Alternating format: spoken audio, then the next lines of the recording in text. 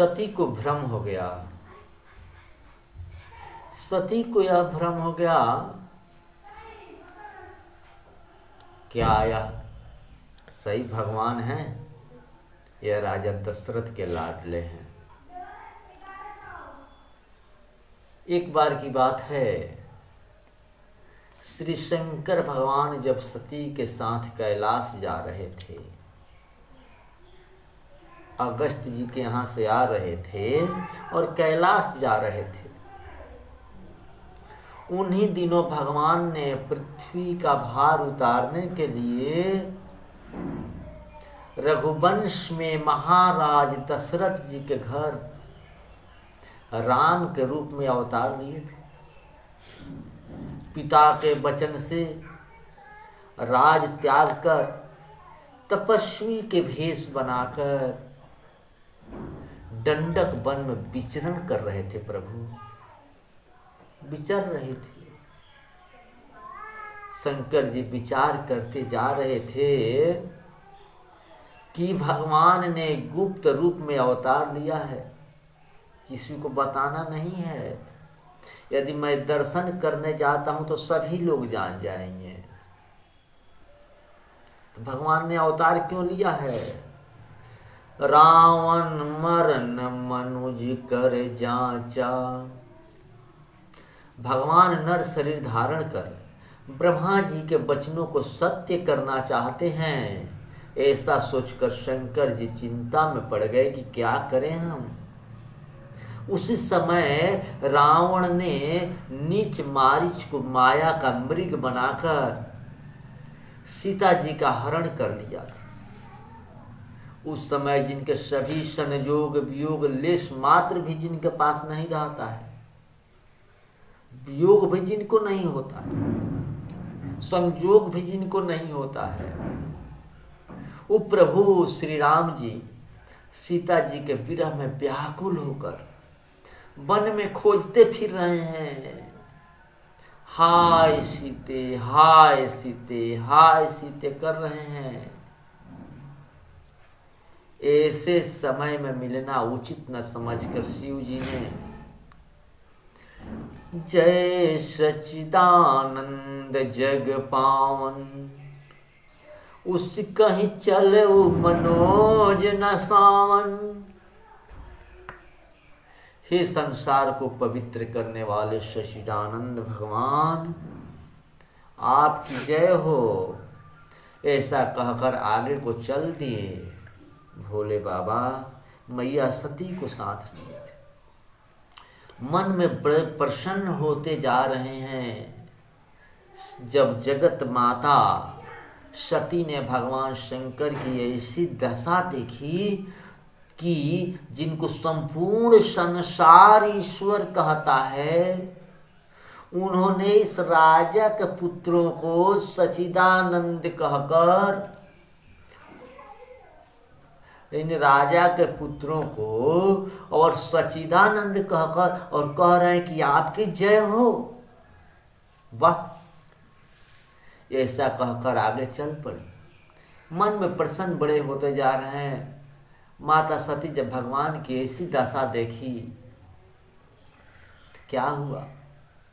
ब्रह्म जो सर्वव्यापक है, हर रोम रोम में जो ब्रह्म समाया हुआ है, अजन्मा है, अगोचर है, वेद भी जिसे नहीं जानते, क्या वह देह धारण कर मनुष्य हो सकता है?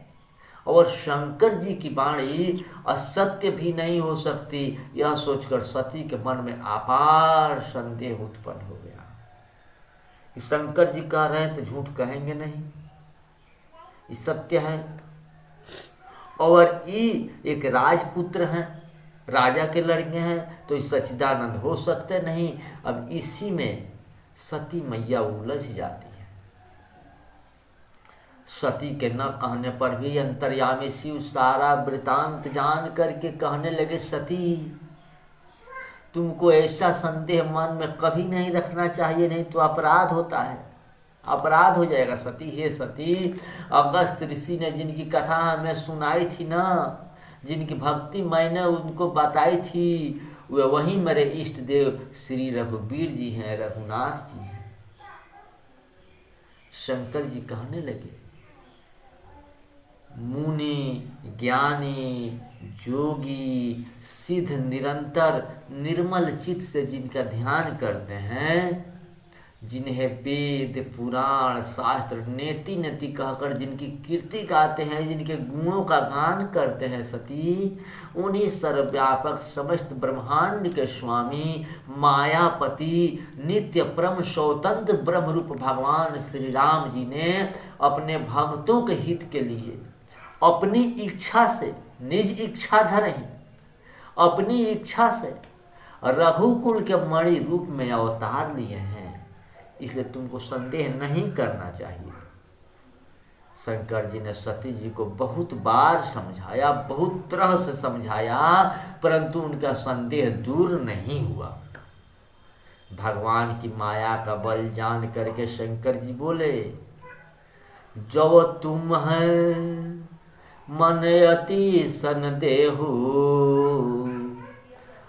तो की जाय परीक्षा ले हूँ। जैसे भी तुम्हारा संदेह दूर हो वैसे ही परीक्षा कर मेरे पास आ जाना, तब तक मैं इसी बर के पेड़ के नीचे छाया में बैठता हूँ। सती शंकर जी सोचते हैं कि मेरे समझाने पर भी सती का संदेह दूर नहीं होता है, तो विधाता उल्टे हैं। ऐसा सोचकर होई है सोई जो राम रचि राखा, आको करी तर के बढ़ावे शाखा, अवश्य कही लगे जपन हरि नामा, आ गई सती जहाँ प्रभु सुख धामा, गई सती जहाँ प्रभु सुख धामा। जो कुछ राम में रच रखा है वही होगा। तर्क करके कौन शाखा विस्तार बढ़ावे। मन में ऐसा कहकर शिव जी भगवान श्री हरि का नाम जपने लगे और सती जी वहाँ से गई जहाँ सुख के धाम प्रभु श्री रामचंद्र जी अपने भाई लखन लाल के साथ विचरण कर रहे थे जंगल में। सती ने सोच विचार कर सीता जी का रूप बनाकर उसी रास्ते में जाकर बैठ गई। अंतर्यामी श्री राम ने, जो घट घट की जानने वाले हैं, जो हर कण कण में बसते हैं, अपनी माया का प्रभाव जानकर मधुर वाणी से कहने लगे कि मैं अयोध्या नरेश श्री दशरथ जी का पुत्र राम है, आपको हाथ जोड़ करके प्रणाम करता हूँ, आपको हाथ जोड़ करके प्रणाम करता हूँ। और बोले, क्या बोलते हैं, कहूँ बहोरी कहाँ वृष के तो, अब विपिन अकेली फिरहूँ के ही हेतु। वृषकेतु शंकर जी कहाँ हैं मैया? आप इस जंगल में अकेली किस लिए इधर उधर घूम रही हैं? मेरे भोले बाबा कहाँ हैं? श्री राम जी के कोमल और रहस्यमय वचनों को सुनकर बड़ा संकोच हुआ सती को। वे चिंतित मन से शिव जी के पास चली। सोचती जाती हैं कि मैंने शंकर जी का कहना नहीं माना, अब उनको जाकर क्या उत्तर दूंगी, कौन मुंह दिखाऊंगी उनसे। श्री राम जी ने सती के व्यग्र चित्र को देखकर अपना प्रभाव दिखाया। जब सती को आगे श्री राम, सीता जी और लक्ष्मण जी मार्ग में जाते दिखे, पीछे भी दिखाई दिए, बगल भी दिखाई दिए, इधर भी दिखाई दिए, सती जिधर देखते उधर ही राम जी विराजमान हैं और सिद्ध मुनि और देवगण उनकी सेवा कर रहे हैं। उनकी ऐसी दशा हो गई कि जहाँ चाहूँ जिधर चाहूँ वहीं दीदार हो जाए, जहाँ चाहूँ मैं जब चाहूँ वहीं दीदार हो जाए। यही नहीं, अनेकों सती ब्रह्माणी लक्ष्मी भी देखी।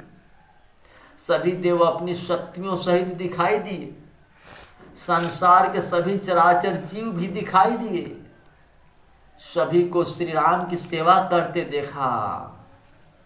प्रभु श्री राम का दूसरा कोई रूप नहीं देखा।